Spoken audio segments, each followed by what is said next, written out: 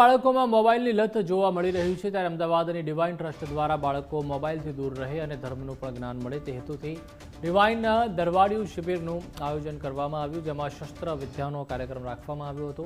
146 બાળકોને દંડ તેમજ લાઠીદાવ, ભાલાદાવ, પટ્ટાદાવ, તલવારદાવ એમ અલગ અલગ પ્રકારની યુદ્ધ કલા કૌશલ્ય શીખવાડવામાં આવી હતી।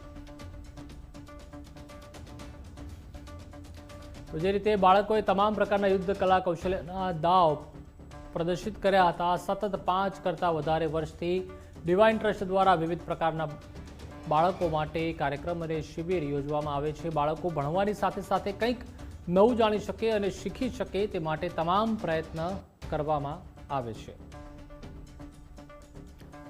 તો જે રીતે બાળકો અત્યારે માત્ર મોબાઈલમાં ઘણીવાર વ્યસ્ત જોવા મળતા હોય છે, આઉટડોર ગેમ્સ બિલકુલ રમતા નથી, માત્ર ઇન્ડોર, અને તે પણ ઘરે અત્યારે મોબાઈલ તેમજ ટીવીનું વળગણ ખૂબ જ વધી ગયું છે।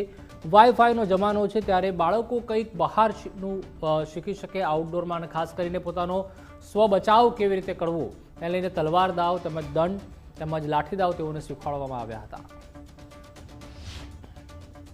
આ શસ્ત્રવિદ્યા પ્રશિક્ષણનો કાર્યક્રમ છે અને એમાં 146 બાળકો જોડાયેલા છે। આપણે બાળકોને દંડ, લાઠીદાવ, ભાલાદાવ, પટ્ટાદાવ, તલવારદાવ આમ અલગ અલગ પ્રકારની યુદ્ધ કલા કૌશલ્ય શીખવીએ છીએ।